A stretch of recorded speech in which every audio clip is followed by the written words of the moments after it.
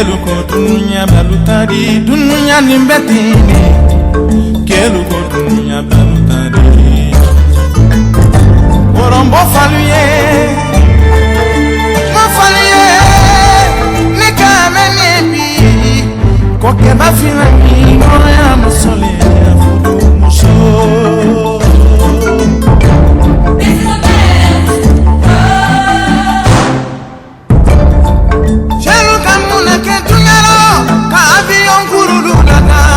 Avion nadani kwenye gari yale kasasi ni aluro Kelu kamule kentunyaro Kamomini kurulu lada Momini ladani kwenye gari yale kasasi ni aluro Kelu kamule kentunyaro Kamasini kurulu lada Katerembalu ni masili ulu lada Kukanombodo ni taro Wasitembe na kela moko ya ni musonta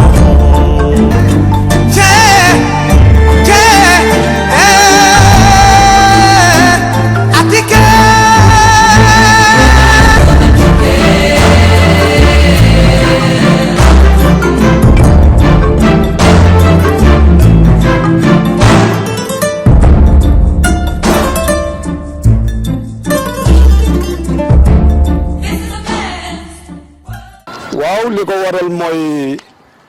depuis ba maanaam dama booba léegi parce que mën na fukki at mbaalu ko ëpp booba léegi ndox mësul jóge ci Ndakaaru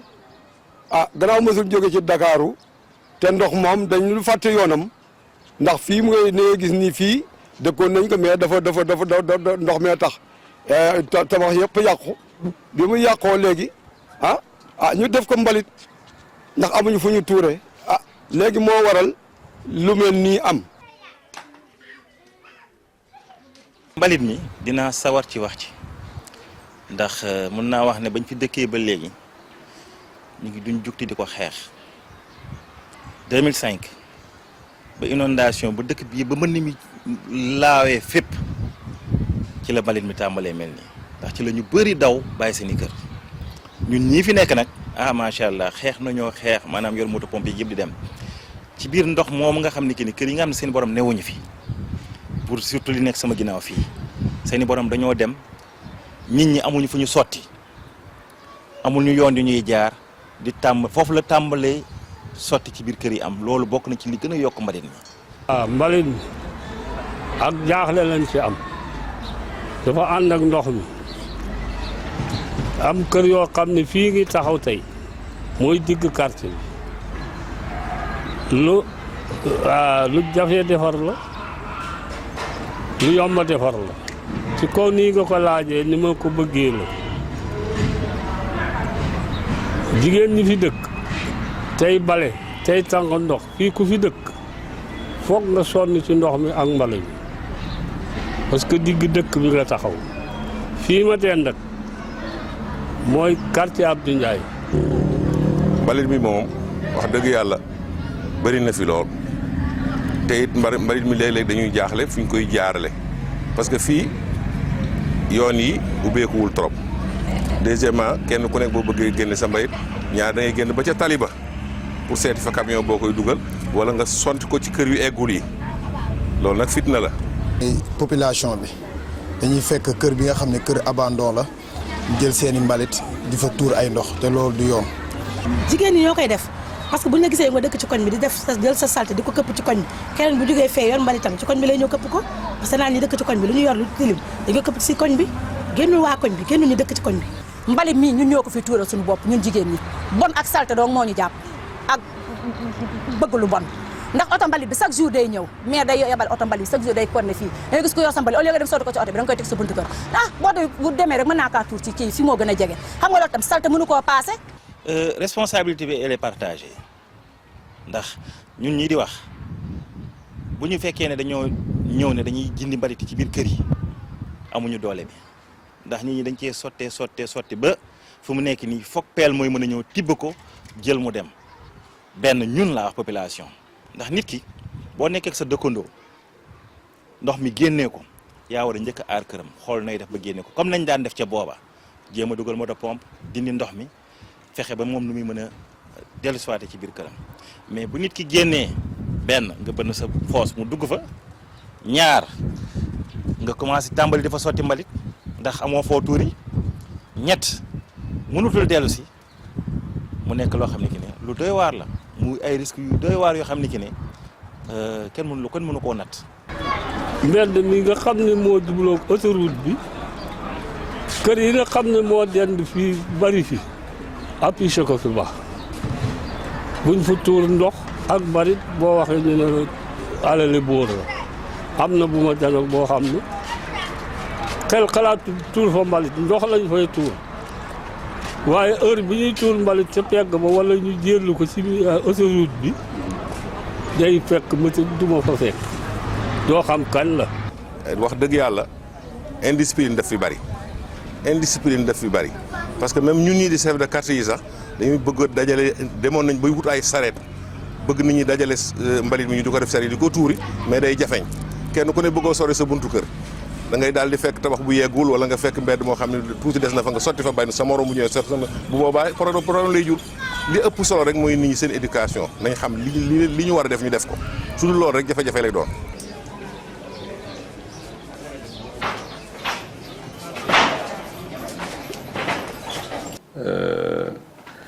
bon ñun ñi nga xamante ne ci wàllu santé la ñuy liggéey remarqué nañ ne avec insalubrité bi dañuy rencontrer ay problèmes de dermatose ay problèmes de diarrhée te problème sécuritaire aussi parce que dans ces insalubrité boobu au niveau de Diamaguène Sicap Mbao il y a beaucoup de maisons qui ont été abandonnées suite à la saison des pluies donc loolu noonu mu créé ay vecteurs te malheureusement ak immaturité xale yi foofu la ñu dem di fo mu nekk nag vecteur boo xamante ne mën na andi feebar yu bëri. surtout ci xale yi maladie yi naan kii maladie dermatose yi nga xam ne ci der bi lay attaqué maladie dermatose yi parce que day tax bu tawee li bon foofu yëpp ndox mi daf koy yóbbaale te xale yi it xamul dara dañuy fo lépp lu ñu gis foofu loo xam ne bëgg nañ ko dañ koy dem jëli dugg ci biir mbalit mi ak seen tànk nen. mais xale yi gis nañ ne tey ji une ñu ne dafa grippe une ñu ne dafa asthme une ñu ne dafa am problème dermatologique ay day wokkatoog yu mel noona mbalit mi la muy nooy kenn waratul danger bi ci nekk mooy que ni xale yi dañuy fragile sur le plan sanitaire même sur le plan bu ñu bëggoon jàng sax seen njàng dafay wàññeeku ndax nit ki bu fekkee ne da nga balaa ngay mën a jàng nga wér mais xale boo xam ne que ne bu jàngee altine talaata àllarba alxamis mu commencé sëqat ba jaaxal ki koy jàngal wala muy ñandu di wala boog mu nekk koo xam ne que ne dafay sonn sur le plan sanitaire mais kooku du am temps wu toog ci école ba jàng normalement parce que bu accès la ñuy wax sax du nekk ci xelam te dañuy wax ne que ne balaa ngay mën a jàng nga wér la santé avant l'éducation moom mooy accompagner ak éducation mooy tax nga mën a continuer di dem mais loolu soo ko amul nooy def ñu ngi wax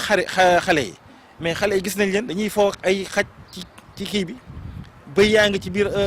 mala yi laay wax sax d'une manière générale ñu ngi ci biir mbalit mi mala yi fa ñuy fanaan ñun ñoo leen di fat da ci gën a bëri xale yi ci gën a sawar sax mag ñi ndax ñun dañuy xëy dem balaa ñu ñëw guddi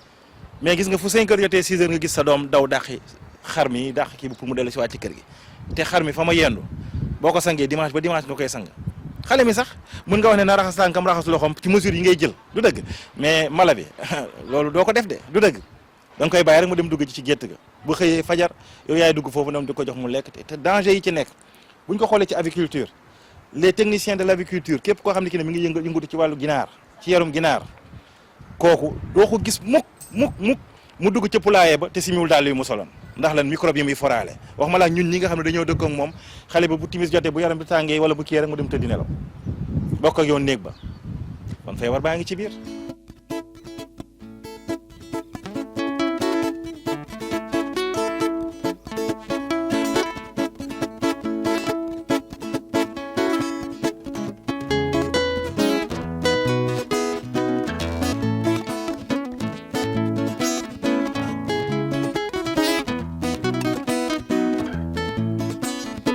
leen ñu ànd ci teel jël jumtukaay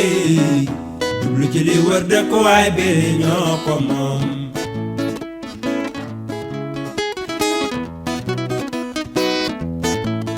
mani ñëw leen ñu ànd ci teel jël jumtukaay jublu ci li wër dëkkuwaay bi ñoo ko moom.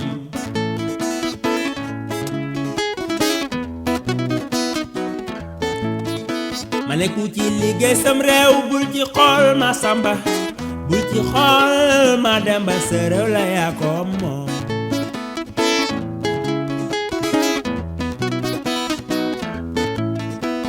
rakk ndaw ndaw alal ji ci réew mi ngala bu ci sàggan bu ci yàqu yaa koy liggéeyaat bu ëllëgee.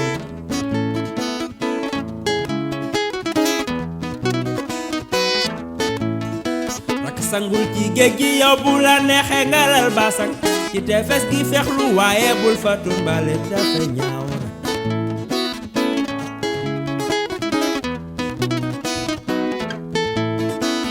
déchet toxique musiba la cim réew mag bul nangoota mu dugg ci sam réew alal jaarul ma ni jóg leen ñu ànd ci teel jël jumtukaay kon lu jublu ci li war dëkkuwaay bi environnement.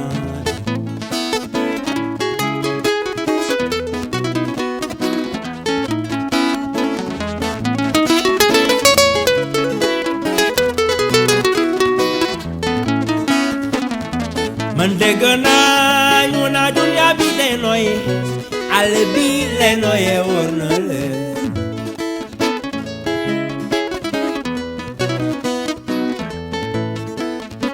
dégg naa ñu ne su nooye wóor doonu nooye kon lu ko tere nooye ñu te noo moytu lool.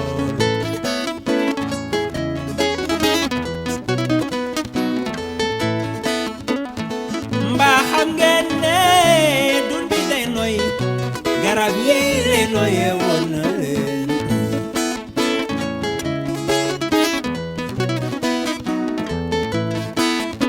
dégg naa ñu ne su nooye wol doonu nooye kon lu ko tere nooye ñu te noo moytu lool.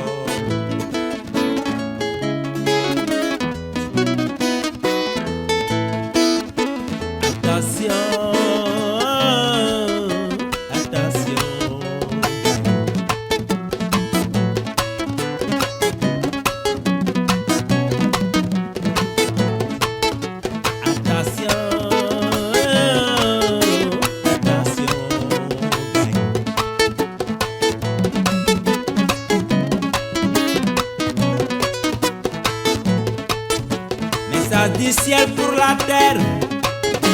message du ciel pour la terre. Couche d'ozone menacée, la couche d'ozone est menacée. Couche d'ozone menacée, message terminé.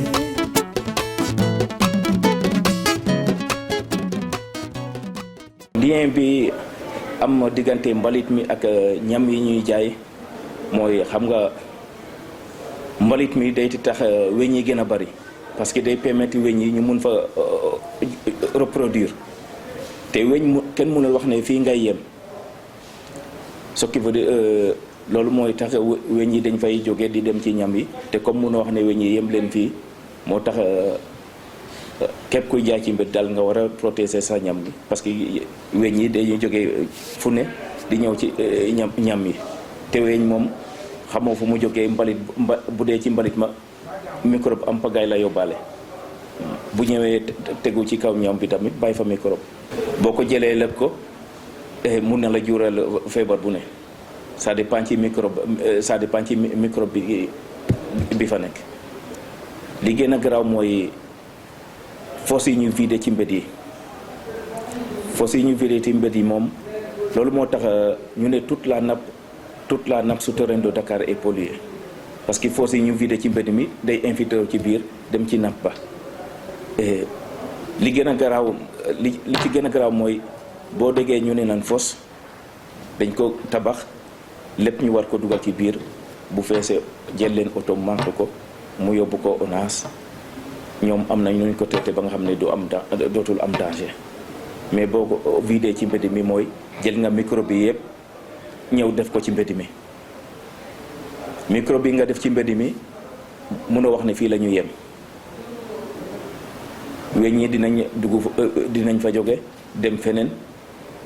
même boo dee suul nga ko am na microbe yoo xam ne bu du ñu demee ba dund bi luy naan xaw ma kii bi ce n'est plus favorable fu ñu dund favorable atul dañuy def benn enveloppe boo xam ne moo leen permettre ñu résister wu ba mun nañ fa yàgg yoo xam ne bu taw ñëwee wala beneen ndox bu ñëwee circuler rek déplacer leen kii romb wala ki képp ku fa jaar mun nga ko yóbbaale ci sa dàll wala sa tànk wala xale yi di fo mun nañ fa jaar kii ko ak seen tànk saa yu jotee foo xam ne fii dundam mun na fi dundam favorable na foofu rek day développé waat comme continuer multiplication loolu mooy indi loraange bi. cas épidémie yi foos yi ñu vidé ci mbedd yi mun na ko indi comme moom boo jëlee feebar bu mel ni choléra doomu jàngoro bi bu dee da am ku ko yor dem gannaaw ke ci toilette yi ñu jël foos boobu vidé ko ci mbedd mi doomu jàngoro yooyu weñ ñi mun nañ ko déplacer yóbbu ko te ñam boobu nit bu ñëwee lekk ko te dëpp ñam boo xam ne dañ koy toog naa ñam boo xam ne dañ koy lekk directement noonu rek mun na développer affaire bi te kenn bu ko jotee rek fépp fu mu woccu wala fépp fu mu dem ginnaaw kii fu douche bu mu dem affaire bi ay microbe am pagaay lay am kii mooy c'est-à-dire les vibrisons cholériques la ba nga xam ne képp ku ko dugal sa gémmiñ rek di nga ko mun a am. donc ñuy wax rek ne affaire insalubrité ñëpp la concerne mairie la population yi ñëpp ñi nga xam ne dañoo dëkkee ci quartier yi nga xam ne ñoom insalubrité ñoom à travers leur conseil de quartier à travers les associations de jeunes yi nekk ci quartier bi à travers toutes les associations dynamiques du quartier ñoom ñooy jóg lëkkaloog mairie pour ñu mën a fa jëlee mbalit bi. mairie pour te dire tey amul benn quartier boo xam ne ni wax nañu ne mbalitañu fa te ñun saisiruñu UCG pour ñoom ñu dem def foofu rotation mais parfois li ma la wax moo ci am da ngay saisir UCG ñi dem foofu ne la fii oto bi kat mënul accéder ba foofu donc il faut que nit ñi génnee parfois mairie mooy jël ay moyens def nañ ko fii ci marché Darkase bi population yi dëkkee foofu ci marché Darkase bi xam nañ ko jël ay moyens pendant 3 jours ñu nekk fa mbalit bi fa nekkoon yëpp ñu dindi ko donc tey mairie lépp loo xam ne nii jëm na ci insalubrité mi ngi ciy def vraiment lii ak xam mi ngi ciy def li mu mën comme li olof di wax nag xalangu moom dajul suuf donc à chaque fois dina am ay quelques poches yi des mais nit da ngay saluer d'abord sa volonté bi mooy bëgg-bëggam bëgg-bëgg bi mooy améliorer le cadre de vie des populations mais population améliorer seen cadre de vie ci ñoom lay commencer ça c'est les populations ñoom ñoo ñu dëkkee quartier yi ñoom ñoo war a jël vraiment des initiatives de sensibilisation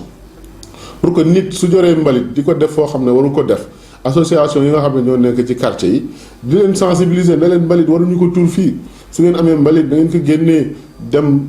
xool fi oto bi di jaar ngeen xaar ba oto bi ñëw su parce que parfois même mën nga fa ñàkk fekk oto bi mais mën nga fa teg mbalit bi oto bi su ñëwee da koy ramasser donc yooyu yëpp day permettre liggéey bi di yomb mais dañuy bàyyi ba dépôt bi doon dépôt sauvage bu am doole donc loolu day demander vraiment des moyens un peu colossaux pour ñu mën ko setal donc loolu moo fi nekk je pense que loolu c'est extrêmement important pour nit ñi xam ko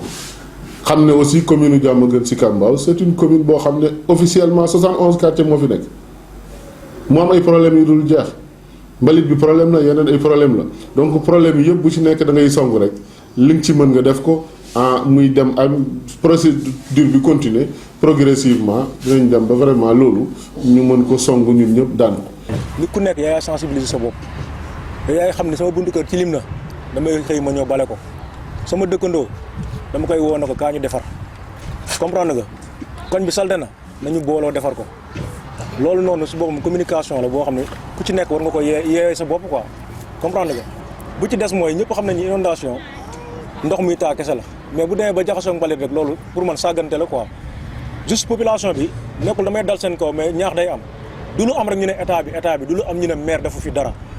am na yoo xam ne ñun ñooy jël suñu propre initiative ñu defar ko gas yaakaar naa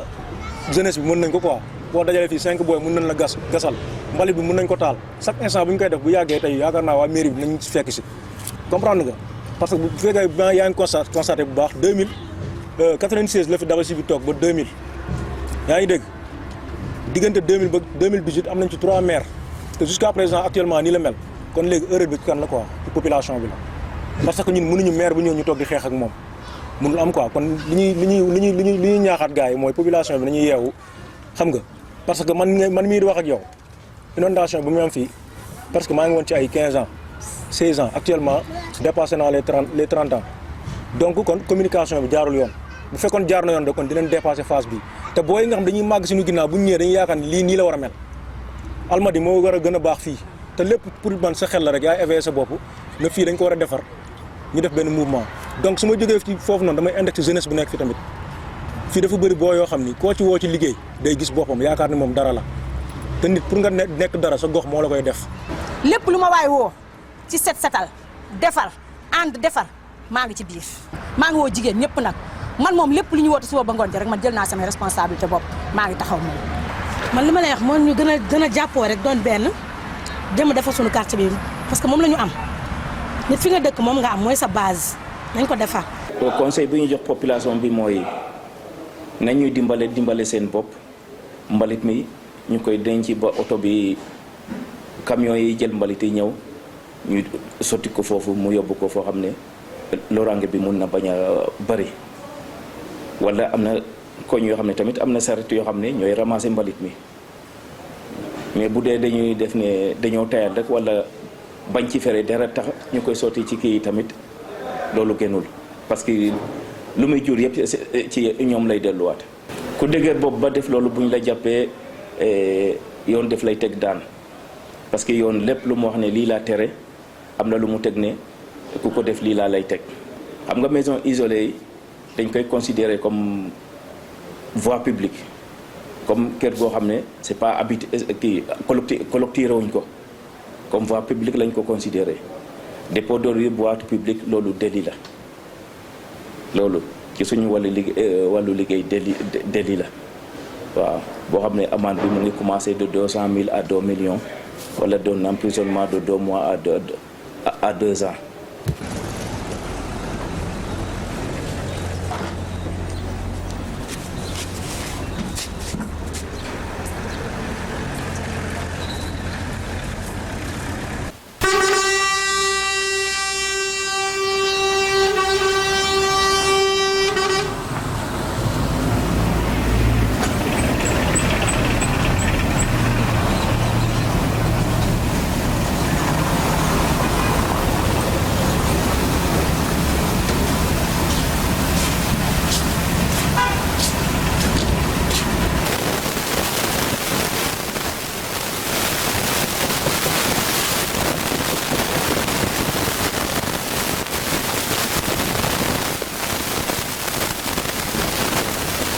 gis nga lii fi nekk nii gis nga ni mu mel wax dëgg yàlla lii moom war nañ cee jóg pour seet nañ ko lijjantee parce que lii baaxul ci njaboot gi baaxul ci kenn te population bi ndimbal na ci fekk loxo boru am na ci yoo xam ne ñoom ñoo war a jóg àndandoog kilifa yi ñu war a àndal ñu seet lan mooy solution pour jëlee fii lii fi nekk nii.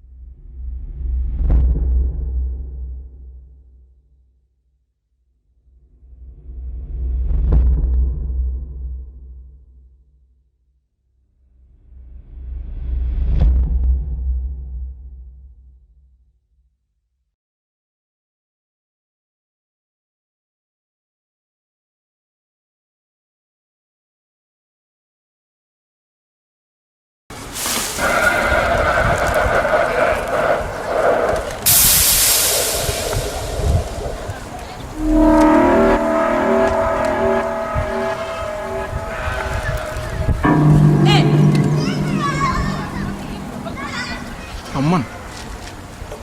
lan moo ma indi fii bi may nelaw ci kër laa nekkoon ma yeewu nekk ci sën lan moo ma indi fii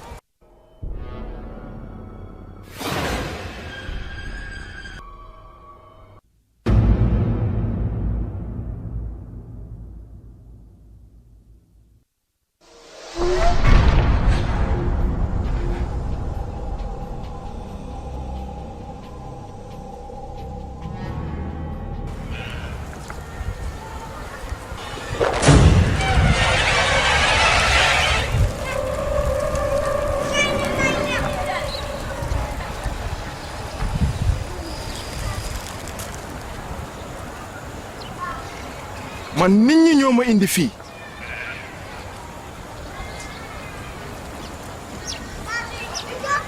moo ne day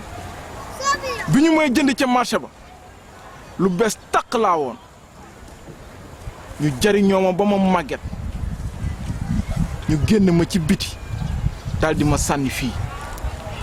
ñi ñoo ñàkk ngor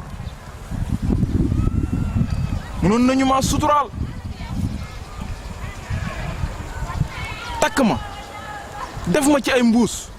ba oto mbalit ñëw ñu teg ma fa bu ko defee ñu jël li nga xamante ni mën nañ koo jariñoo ci man ñu defaraat ko delloo ko askan wi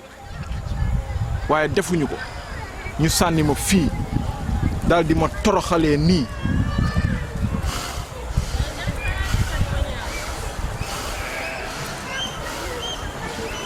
jàngoro yi feeñ ci sama yaram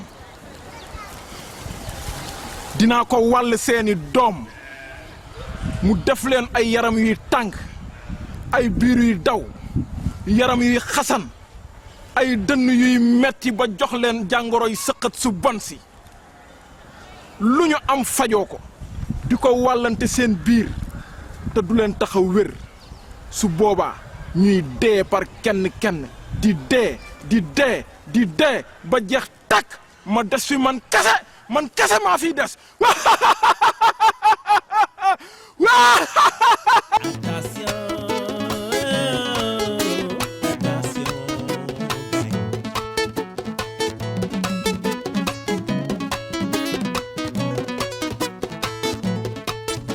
Message du ciel pour la terre,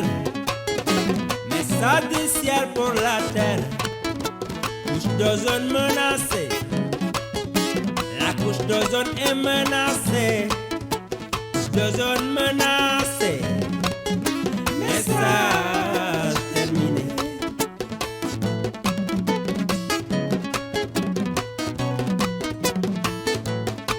Si on continue de polluer l'environnement, on finira par sacrifier